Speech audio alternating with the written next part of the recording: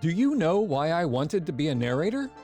Anthurium salgarense, a rare aroid plant that grows huge glossy leaves up to 5 feet long. My great-grandfather brought one back from his travels to South America. I was fascinated by that plant as a child and learned everything there was to know about it.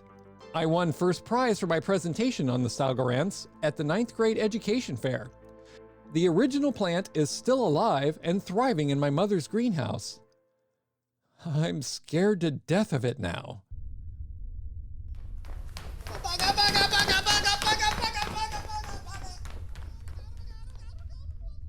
Was that Colin? Seriously? Well, I couldn't see anything, which I guess means it was Colin. Yes, it was Colin. And the other should be right behind him, along with the good plants. Albatros, as soon as the other passes, you take Jessie and hightail it to the D&G wing to get Lenny. Leet, you intercept the good guys and lead them back to 1344. Sorry. Still not sure how I'm supposed to do this bit. You feed and take care of them. God knows why. They'll follow you. Do not let them give you another shirt. I liked the first one. It was warm and soft like a hug. Or Dr. Theo's voice. Standing right here. And then the washing machine went berserk and shredded it. I bet it was saving your life. Probably figured out it was an alien life form set on ruining your symmetry. My symmetry! They thought the others were fast. They're taking their sweet time chasing Lord Lunchable. I don't even hear them. Perhaps Colin was sending the wrong signal. Leet, what was he saying as he ran past? Mostly, I'm tasty and weak. Maybe they gave up since they can't see him. Oh, they can see him. What are you talking about? He's invisible. To things with eyes, yeah. But that's not how they see. They follow his scent. I thought for a while they followed heat. Oh, that's how they lost him then. He's English. But I don't think they do. Follow heat, I mean. That makes sense. They don't care if their food is alive or dead, so heat doesn't matter. I like these things less and less every time you open your mouth, Dr. Theo. But your voice... I'm conflicted. I'm not. Captain Madeline? Here, Joe, what's up? Have they all passed yet? Colin did, but the plants weren't following him. Isn't Colin with you? No, ma'am. He should have been there by now, even at his speed. Oh dear. What is it, Olivia? Colin's body tag just disappeared off my tracker. Where did you last see him? Oh, level 70. I opened the stairwell door for him, but I don't know if he ever went through it. On it. Did you ever notice the stairs here don't have railings? What are we supposed to do if the gravity shuts off? Now? Really? Colin's in mortal danger. Oh, sorry. You forget. I don't like Colin. The poet Robert Burns said it best. The best laid schemes o' mice and men gang aft agley. And this is about as agley as a scheme gets. Colin did make it out of the stairwell, but the other, having taken another route, intercepted him. In desperation, Colin ducked into pod storage bay 779 and from there into a random pod. Oh God, it stinks in here. I guess I should be grateful it's dark. This pod is enormous. I barely fit in mine. And this one has shag carpet and a bar. Whatever for? Hang on. Why the hell do I hear voices? This is the stupidest thing we've ever done. There are no others in this tunnel. And it's the middle of the night. No one's going to find us. Besides, we can't go back to the hotel. Yes, well, good thing we paid cash, isn't it, really? Yes, I'd hate to have 2 mattresses and all those towels show up on my credit card, let alone the shampoo and soaps. Ugh. I mean, those bloody plants are like goats. Aren't they? Yeah. How long do you think that hotel room can contain them? Contain them? Oh, that's sweet, isn't it? Oh, I just want to pet you like a puppy. What exactly are we looking for? I don't know. I just heard them talking about this tunnel a lot. At least I think it's this one. Felonius and company love their cryptic code words. We'll know when we find it. Good Lord, what is that smell? Is there a dead body nearby? Anyone see one? Oh, sorry. Ah, it's got me! Be quiet, you idiot. I've got you. What happened to the plan? How did you find me? I mean, I'm invisible. Apparently, being able to track heat traces is part of being Scottish. Where's the other? It was right behind me. I'm pretty sure it's still in here. Looking. Where was I? Just now. In a pod. Formerly occupied by Lord Clydesdale Richler Randolph. Ugh. Who names their child Clydesdale? Horsey people. And that pod is enormous. I swear I heard voices. Can we go? No. Not until it picks up your scent again. What? We have to get back on plan, Colin. I'll stay close behind in case you get into trouble. All right? You will? Oh, that's very kind. Thank you. Anything to get that overgrown mother of the groom corsage contained. How oddly specific. Albatros, you recently said you had something to say to me. Do you remember? You mean, besides you're an idiot? Now's not the time? Fine. Why don't we just shut it in here? It's contained, right? Because this room is full of food. Do you want it to get bigger and stronger? Right. Where is it? I think it's over there. For something so huge, it moves so quietly. Wait. By my feet. Is that a frond? It's here. Go, go, go! You'll follow?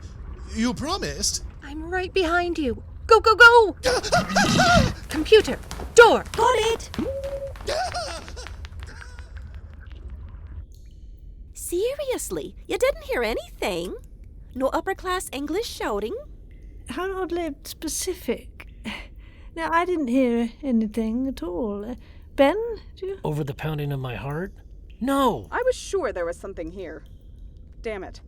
Let's go. Glenda and Buck are probably getting antsy at the entrance. What sorts of things did they say about this place? Well, mostly to steer clear of it for now. I got the idea that when their big plan goes down, this tunnel is where it'll happen. Yes, it's strange that no one's guarding it, though. That's just it. No one ever is. I thought about setting up camp here, but one night of weird noises and no sleep drove me back to the rough. You spent a night in here? Alone? I'm not sure I was alone the whole night. I was probably dreaming, but I thought I woke up and there was a bucket sitting on the ground. But when I woke up again a little later, it was gone, so I figured it never really was there. A bucket? Yeah. Was there anything in it? I don't know. I don't think I checked. But honestly, I don't remember. Have you always been this brave? And I just didn't notice? I met your mother before the wedding, and married you anyway. True. Well, we'd best find somewhere to lay low for the day, hadn't we? Yes, any good skulking spots nearby? To be honest, I do need I picked up some brochures in the hotel lobby. Sleeping Bear Campground is just a few minutes away. Hey, User. We gotta move. Southers is making a lot of noise for a guy gagged and locked up in his own trunk. Someone's gonna hear him soon. I vote campground anywhere but here. Campground? You want me to mix with the sort of people who camp? Sleeping Bear. Let's see if we can't wake him up. Can we stop and get fixins for s'mores? I heard this great recipe on Elaine's Cooking for the Soul. Do you know what bullate means? I do. It means the surface has puckers, or ups and downs, that make it look blistered. The Anthurium salgarense has those. I know things like bullate and phytology and etiolation, which, by the way, may be relevant to this story. Don't tell me narrators are just exposition for radio, and holy crap, I just figured out how to kill them! Oh, I see them. They are coming. Oof, this is so exciting. Olivia, open the door to the D&G wing. On it. You in place? Yep, got a bucket of mold clippings for Lenny to land in. So, did we ever figure out how to get Colin out of there? Crap. He's gonna have to do a quick kick turn and get out of there before it grabs him. That's not exactly a plan, is it? Oh God, here they come. Get ready. Oi, Lenny! Got her! What do I do? I'll get you. Where are you? Look out! I'm over here. Here? Here! Right here! I can't believe I'm saying this, but keep talking. You have to keep shouting so I can find you. I'm over here now. What's over that pod? Those I can see. If you're going to keep moving, you're going to have to grab something and wave it so I can find you. But then they'll see me. They don't need to see you, you idiot. They can smell you. I thought you could see my heat signature. Is this really the time for a physics lesson? I can see your heat trace, but you keep moving. I need one good stationary pulse of heat so I can find you. Colin, I have something to tell you. Oh, be careful! If you trigger a big emotional response, the plant will be able to detect him too. It already can. I'm imitating your body tag and throwing it around the room. It's not as good as your scent would be, but it's keeping this one guessing. I'm going to tell you something, and then you're going to freeze. Just for a split second. Got it? No, it'll get me. I'll get you first. It's fast. I'm faster. Are you sure? Yes! Well, 83%. That's still 35%. No, it isn't. Colin, your wife is not dead. What? She's alive and aboard the ship. My God. Gotcha! Door! My God, she's fast. She's Scottish. The crew on Earth were very lucky to have departed when they did, because just as their taillights disappeared around the bend, Felonius arrived. Armed with a flashlight and a flask, much smaller than the one Southers hauls around, Felonius heads up the hill to Pluto Springs. And no, I haven't forgotten what I just told you about killing the others. I just don't know what to do about it yet. It'll be easy, he said. Just take a tiny sacrifice once every 6 months or so to keep him happy, he said. Every 6 months, my overdressed ass. And this is the 3rd time this week. I'm going to go broke keeping this damn thing in sacrifices. Oh, holy God of the underground, giver of wealth, please accept this sacrifice. Didst thou bring a sacrifice worthy to lay at the feet of a god? I tried, but do you have any idea how hard it is to get ambrosia here? I mean the real stuff. These idiots think it's fruit salad drowning in sour cream. That sounds okay, actually. Bring me some of each next time. Real mandarin oranges, not the canned stuff. Fine. Shall I pour this on the ground at your feet? I have stood in this spot for over 200 years, guarding the sacred spring and the gateway. From this vantage, I see all. Does that answer my question somehow? Thou suckest at cryptic, puny human. Look, take the ambrosia and tell me what you have to tell me, will you? And you owe me another window. How else would you have me summon you? Step down from my plinth and fetch you like Bernard sainted by mine enemy? A Saint Bernard is a dog, not the actual saint. It has but one head. You call that a dog?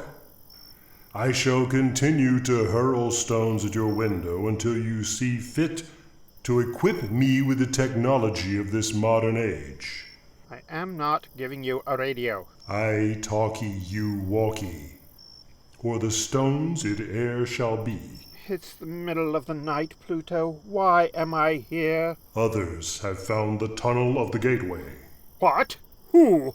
I find that I'm fond of maraschino cherries. I'll bring you a jar tomorrow. Who found the tunnel? And circus peanuts. Are you sure you grew up in Hades and not a 7-Eleven? I wish to taste all the wonders of the world now that I am awake again. Maraschino cherries and circus peanuts are not wonders. Unless you mean I wonder why anyone eats this crap. Who entered my tunnel? That's what she said. You're joking. I have stood here and listened to human banter for 2 solid centuries. I am allowed to give some of it back. My God. Not even remotely. It was the 4.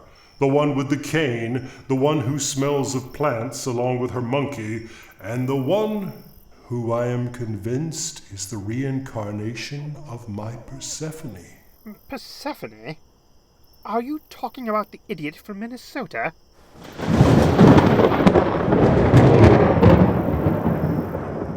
Called thou my wife an idiot, Felonius? No, my lord, I did not.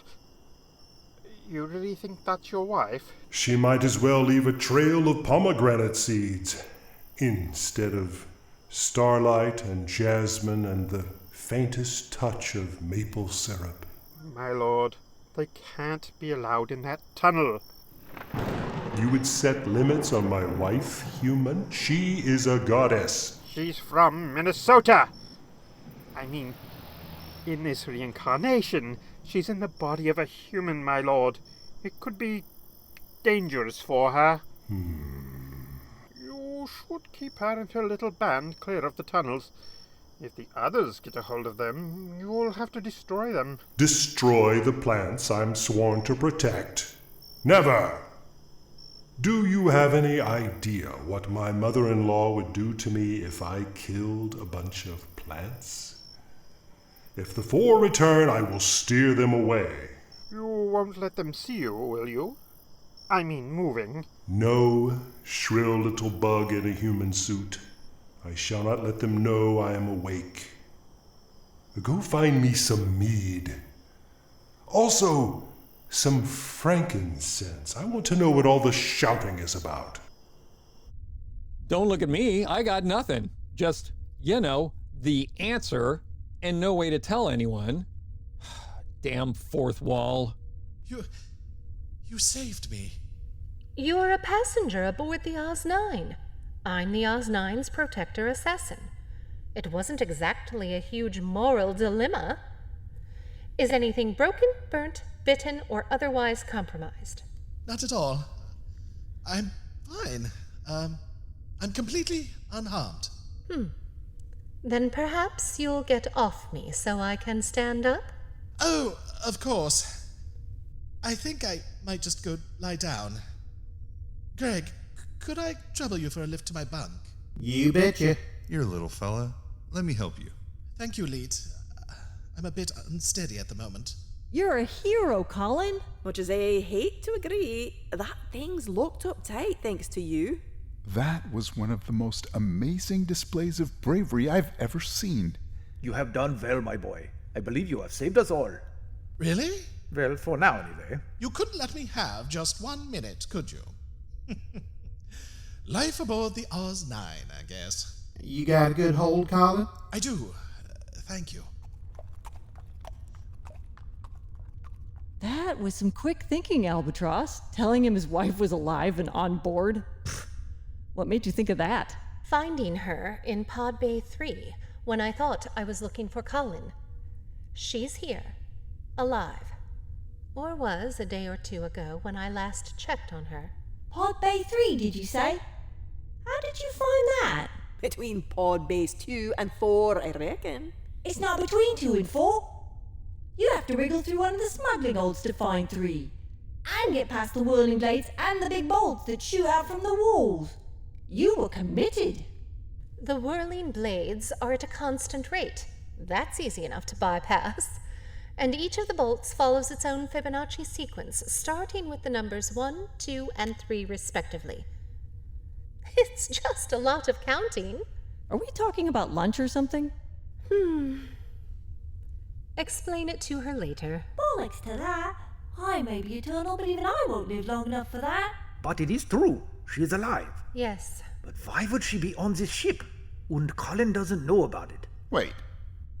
Didn't Jessie tell me she fell 10,000 feet with a backpack full of sandwiches? How could she possibly have survived? Even more to the point, does she still have the sandwiches? Really? I'm hungry. I could eat. I made some fresh bread this morning. What? When? When did you have time? It's been through 3 full risings, so this batch might actually be soft enough to chew without the meat tenderizer. 3? When did you have time to punch it down between rises? It might be time to tell Dr. Theo about being Scottish. I do not understand you people. And this is them on a good day. I'm just saying. One of the wild boar keeled over this morning. What do you think? Shall we risk it? Aim game. So is the boar. Did you just make a joke? I did.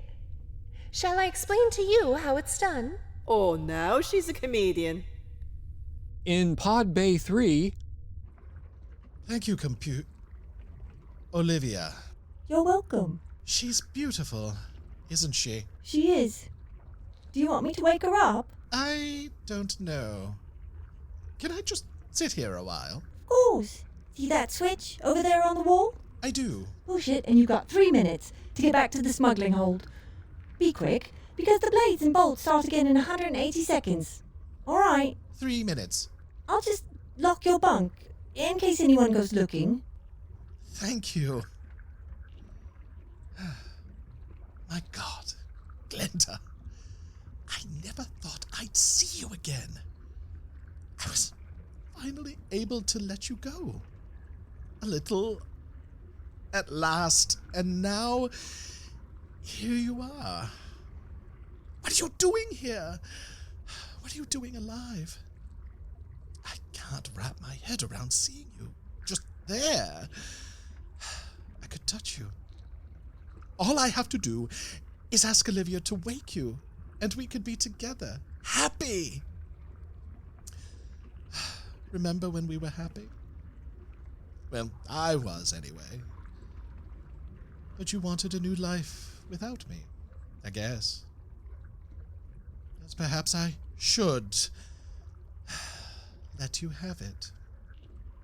Should I? What is this room? Who are these people? Oh my, Mrs. Suthers and her Bichon Frise. Wait, Wiggy? What the hell are you doing in here? And where the hell are you? Hello, Mom. It's me. Could you do me a favor? Could you just check and make sure the Anthurium salgarense is still in the greenhouse? Oh, call me back, okay? But Mom, take a knife or an axe out there with you, okay? Just in case. I know it's in the middle of the afternoon. I gotta go. Call me back. Well, I guess that wraps it up for this episode. So now statues turn into gods, dead women turn up alive and in space, and I have a solution that will work, but no way to communicate it. Do you suppose Sir David Attenborough ever saw a cheetah about to take down an antelope and handed the antelope a gun?